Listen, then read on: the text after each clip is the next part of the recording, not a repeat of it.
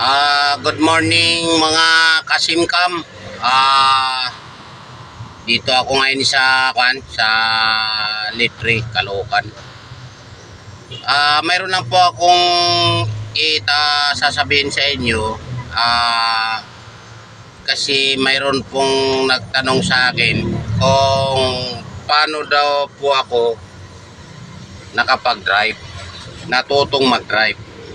Kaya ito kasimkam, sabihin ko po sa inyo simula noon. Ako po ay galing ng probinsya namin sa Negros. 14 years old pa lang ako. Pumunta na ako dito sa Maynila, nagbaka sakali na ako rito. Naghanap ako ng trabaho. 14 years old pa ako kasi doon sa amin sa probinsya napakahirap talaga ng buhay namin.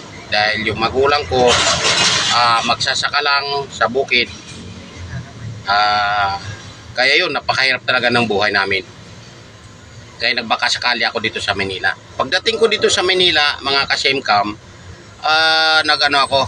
naging bodigero po ako sa isang malaking warehouse. Ang isang araw ko po ay 40 pesos lamang. Ang isang araw ko, 40. Hindi ko na gustuhan dahil sa 40 pesos lang yung yung isang araw. Mayroon naman po silang tracking, yung warehouse na yun, mayroon silang tracking, kaya lumipat po ako sa tracking. Naging helper po ako, naging painanti. Ang edad ko noon, nasa mga 16 na ako, 16 years old na ako. Kaya nung nagpainanti na ako, ang isang biyahe namin ay 70 pesos ang isang biyahe. Pero napakabigat naman ang binubuhat ko. Ang binubuhat ko ay 150 kilos, 3 sako, 4 na sako, 200 kilos. Yun ang binubuhat ko. Yun ang buhay ko dito sa Manila. Napakahirap din. Tapos umabot ako ng mga 7 years na nagpapainanti. Nagbubuhat lang ng mga pagkain ng baboy. Ngayon, nagkaroon ako ng problema sa aking katawan. Lumaki yung aking ari, aking bayag, lumaki. Nagkaroon ako ng luslus. Kaya doon ko pong naisipan na naglakas loob ako na mag-aral na mag-drive.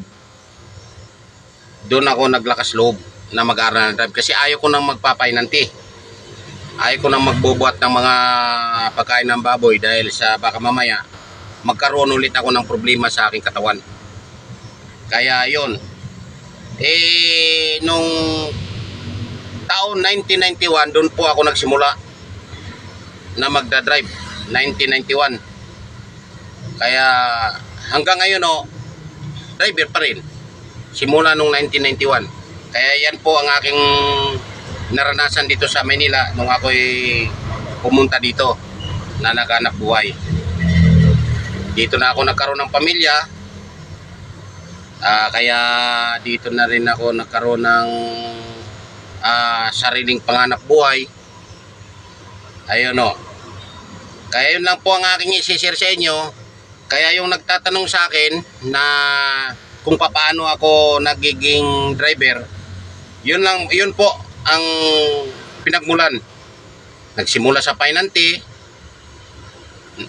natutong mag-drive. Ayun. Hanggang ngayon nagmamaniho ako. Kailangan lang po lakas ng loob. Kung wala kang lakas ng loob, hindi ka magiging driver. Yun lang po ang aking i-share sa inyo. Kung ito yung aking video na gustuhan ninyo, paki-share na lang para makikita naman ng ibang mga gustong matutong mag-drive. Ganun lang. Paki-share, like, comment, paki-follow na lang din po yung aking video. Maraming salamat po sa inyong lahat. Sana ang nakakita nito, pagpalain po kayo ng Panginoon, gabayan po kayo. Maraming salamat po.